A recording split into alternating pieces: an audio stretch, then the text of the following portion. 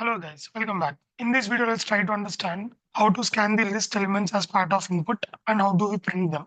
Let's try to observe with some example.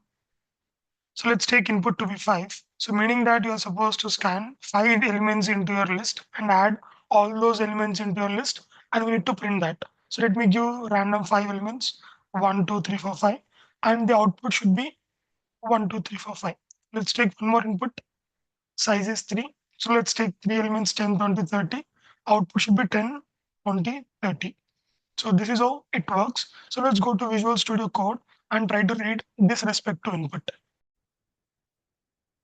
So let's scan the size from the user. Size equals to int of input. So then followed by we need to scan next size elements. So if the n value is 5, so you need to scan the remaining 5 elements. Each and every time one element is scanned and you need to add it to your list. So here 5 times the loop is running. So we need a for loop.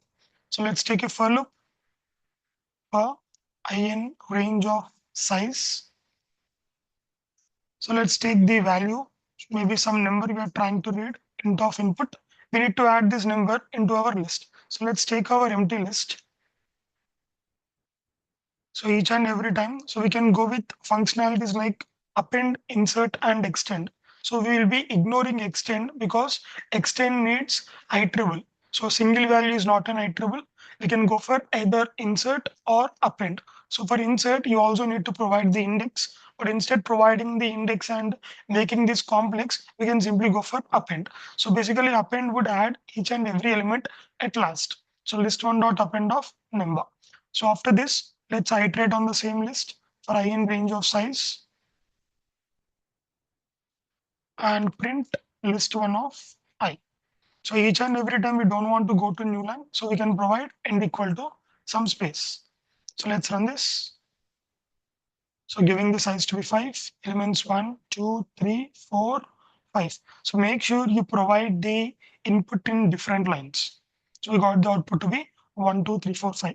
A small minor modification to our code.